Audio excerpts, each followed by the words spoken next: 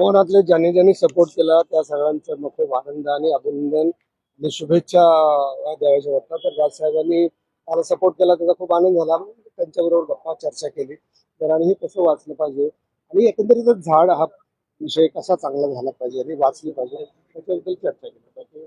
मात्र मुख्यमंत्र्यांनी या संपूर्ण प्रकरणावरती पहिल्यांदा जेव्हा ते व्यक्त झाले तेव्हा त्यांनी सांगितलं की ऍक्टिव्हिजम केला जातोय, अनेक जण राजकीय दृष्ट्या पर्यावरणवादी होऊ पाहत आहेत. एक प्रकारे ज्या पद्धतीने वृक्षतोडीला विरोध करणाऱ्यांवर त्यांनी टीका केली.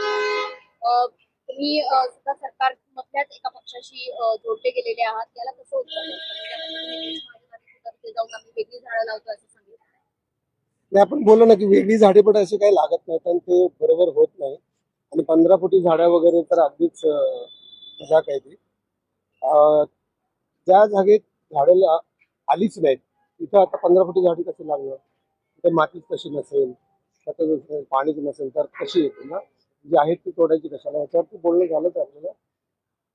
मुद्दा असा आहे की आहे ती झाडं तोडायला नाही पाहिजे, त्यामुळे व्हायला पाहिजे. ज्या परंपरेने जे सण आहे हे सगळं व्हायला पाहिजे त्याच्याबद्दल आपण आहोतच, आदर आहेच आपल्याला. पण ही नवीन झाडाची फसवणूक नाही व्हायला पाहिजे, झाडं तुटली नाही पाहिजे. आणि एकंदरीत महाराष्ट्रातली आपली सगळी वनराई आहे, देवराई आहे, त्या कशा टिकल्या पाहिजे तर नवीन कशा झाल्या पाहिजे अशी मसाज. मुख्यमंत्री याला ऍक्टिव्हिजम म्हणतात, राजकीय दृष्ट्या प्रेरित पर्यावरणवादी म्हणतात. मला झाडाशिवाय बाकी असलं काय कळत नाही काय म्हणतात, पण त्याच्याबद्दल काय विचार करून काय व्यक्त व्हावा हा काय आपला प्रांत नाही. राज ठाकरेंसोबत नेमकं काय चर्चा झाली? राज ठाकरेंसोबत आता नेमकी काय चर्चा, नेमकं काय त्यांनी हे एकत्रित आंदोलन काय कोणाला जो सपोर्ट केला ना त्याच्याबद्दल मला खूप आनंद झाला, म्हणून त्यांना भेटायला आलो. ही चांगली गोष्ट आहे आणि पुढे पण अशी तपोवन अशी झाडं वाचावी त्याच्याबद्दल काय कसं करतात. उद्धव ठाकरेंनी देखील गिरीश महाजन असं म्हटले की मी दोन्ही ठाकरे बंधूंची भेट घेईन, आमचा जो मुद्दा आहे आम्ही का हे करतोय हे सगळं स्पष्ट मी त्यांच्या ठाकरे बंधूंशी बोलून. कसं काय गोष्टीकडे तुम्ही बोल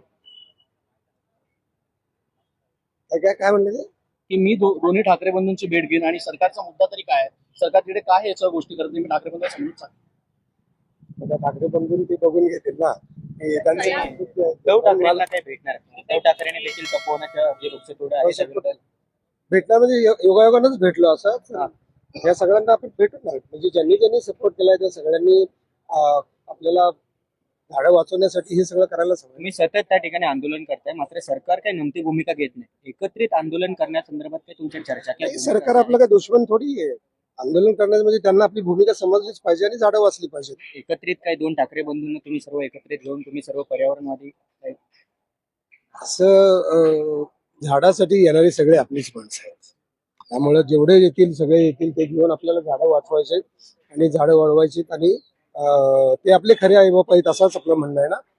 आणि हे सत्यच आहे ना, तोच मुद्दा आपल्याला. अजित पवारांनी तुमची पाठराखण केली, पक्षाची भूमिका ही त्यांच्या बाजूनं आहे, त्याबद्दल तुमचं काय म्हणणं आणि सगळ्यात महत्त्वाचं कलाकारांना सुद्धा तुम्ही काय आवाहन करणार आहात? आणि अजित पवारांनी उपमुख्यमंत्री म्हणून अधिक ठाम भूमिका घ्यावी असं वाटतंय?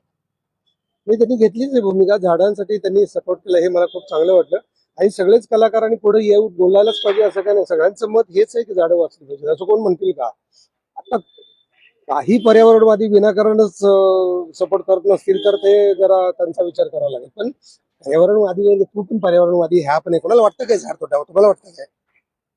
काय तोडावं वाटतं का झाड? नाही, कोणालाच वाटणार नाही. साधी गोष्ट आहे, सिंपल आहे. म्हणून झाड नंतर आपण आहोत. मुख्यमंत्र्यांची तुम्ही काही भेट घेणार? कारण शेवटी सगळा मुद्दा त्यांच्या हातात आहे. गिरीश महाजनांशी बोलणं होतं, थेट मुख्यमंत्र्यांची भेट घेणार?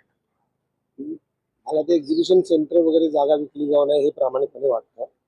ते बहुतेक करणार नाहीत. तसं होणारच असेल तर मग भेटू. शिंदे साहेब, तुम्ही राज ठाकरेंची जवळपास तासभर चर्चा केलेली आहे, मात्र गिरीश महाजन किंवा सरकारमधील मंत्री जे काही सांगताय की दुसरीकडून 15,000 झाडं आणून आम्ही लावणार आहोत, त्या मुद्द्यावरती राज ठाकरेंचं मत आहे. असं हे शक्य आहे तिकडे जगतील नाही जगतील त्यावरती सुद्धा सरकार तुम्ही गिरीश महाजन समजत नाही हो त्यांना की हे असं नाही करायला पाहिजे. अशी एकदम हैदराबादला कशाला झाडं आणायला जायला पाहिजे?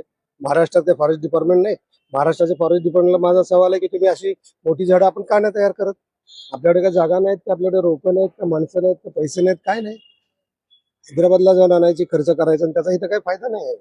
मोठी झाडं लवकर जगतात. तुम्ही स्वतः 15 फुटी झाडं जगण्यासाठी फार मोठे कष्ट घ्यावे लागतात. ती जमीन खोदावी लागते, त्याला खत पाणी तयार करावं लागतं, 6 महिने पडून ठेवावं लागते, वर्षभरती ती योग्य तयार झाल्यानंतर ते झाड लावलं पाहिजे, मग वाढलं पाहिजे. हे असं लगेच आणलं तिकडे खोदला खड्डा आणि लावला लगेच की 2 फुटावर 4 फुटावर खड्डे काढले आणि झाली लगेच. म्हणजे असं नाही होत ना. तर हे समजायला पाहिजे. मंत्री लेवलच्या माणसाला जर समजत नसेल, काढा खड्डे, आयुक्त लेवलला काढा खड्डे, लावा झाडं, एवढं महाराष्ट्राला करा पाहिजे.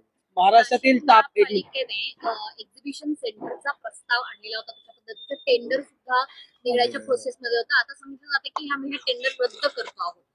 त्याची खात्री तुम्हाला आज पटलेली आहे? आज त्यांनी पर्यावरणच्या काही लोकांना बोलवले आहे नाशिकला.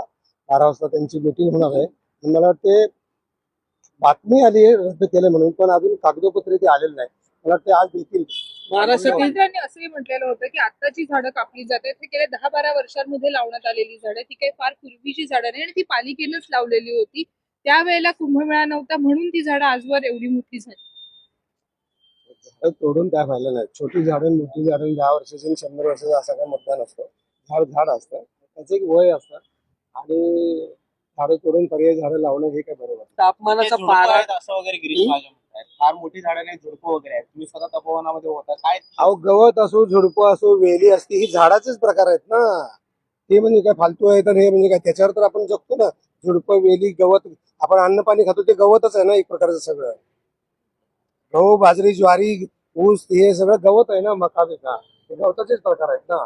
वेलीवरचं काय नाही खात आपण. वेली लगेच ते आपण काढायचं आणि त्याच्यावरती किती प्राणी पशु जगत असतात ना. तुम्ही आता सगळ्यांची भेट घेतली, त्यांना सगळं समजून सांगता काय नेमकं त्यांना देखील माहिती असेल त्यांचं त्याच्यावर काय मत आहे? म्हणजे त्यांनी तुम्हाला काय सांगितलं? राज ठाकरे हे चांगले नेते आहेत, चांगले विचारवंत आहेत आणि कलाकारांसाठी ते खूपच चांगले आहेत. मला नेहमीच ते आवडतात. त्यांना आम्ही नेहमीच भेटी घ्यायचा प्रयत्न करतो. फार कमी वेळा भेटतो, पण आज या निमित्तानं असल्यामुळे सगळ्यात मीडिया समोर येतो. तर अदरवाईज मला ते माणूस म्हणूनच आवडतात. ते काय म्हणाले तुम्हाला या तपोवनाच्या संदर्भात त्यांचं काय म्हणणं? त्यांनी चर्चा केली की हीच की बाबा आता ही झाडं वाचली तर तुम्ही गेला धन्यवाद म्हणून तुम्ही गेला, फार आवडलं आणि वाचलं पाहिजे असंच आहे ना. महाराष्ट्रातील तापमान सतत वाढत राहिलेले, प्रदूषणाचा विळखा आहे, तरीही झाडं कापली जातात. ते सरकारला हेच जाणीव आहे की नाही गोष्टीची? ओझोन लेअर तो डॅमेज झाले. जाणीव आपल्या सगळ्यांनाच असली पाहिजे. तू तुझ्या वयात की झाडं लावलीत का? तू आयुष्यभर आपण ऑक्सिजन खाली होता, आपण तुझी झाडं लावलं का? गव्हर्नमेंटने सरकारनं करायचं म्हणजे आपण सगळ्यांनी मिळून करायचं आणि सरकार पण आपलं आपणच त्यांचे आहोत. त्यामुळे आपण सगळ्यांनी मिळून झाडं वाचवली पाहिजे, सगळ्यांनी मिळून झाडं लावली पाहिजे. शेवटचा असं प्रश्न समाज माध्यमांमधनं नाना पाटेकर असेल, महेश कगासपुरे असतील किंवा अण्णा हजारे यांना सुद्धा प्रश्न विचारले जात आहेत की नामकॉर्पोरेशन या बाबतीत पुढे काय येत नाही, अण्णा हजारे अशा वेळी गप्प का आहेत. समाज माध्यमांमधनं अशा काही लोकांचीही नावं घेऊन विचारलं जाते. त्यांना तुम्ही आवाहन करणार आहात? कारण अनेक कलाकार तुमच्या सोबत आहेत. नाना पाटेकरांचं मत झाडं वाचवण्याचंच आहे. काल ते नाटकाला आले होते, सखाराम मॅडम नाटक बघितलं, त्यांना खूप आवडलं आणि त्यांनी कौतुक केलं आणि त्यांनी हेही सांगितलं की हा चांगला मुद्दा आहे आणि सगळ्यांनी सारखं मीडिया समोरच बोललं पाहिजे असं नाही. सगळ्यांचं मत आहे, प्रत्येक माणसाचं मत आहे, प्रत्येक माणसाचं मत असलंच पाहिजे. झाडं वाचलंच पाहिजे. तसंच एक यवतमाळमध्ये तिच्या विद्यार्थ्यांना एक प्रश्न सराव करण्याचा प्रश्न होता.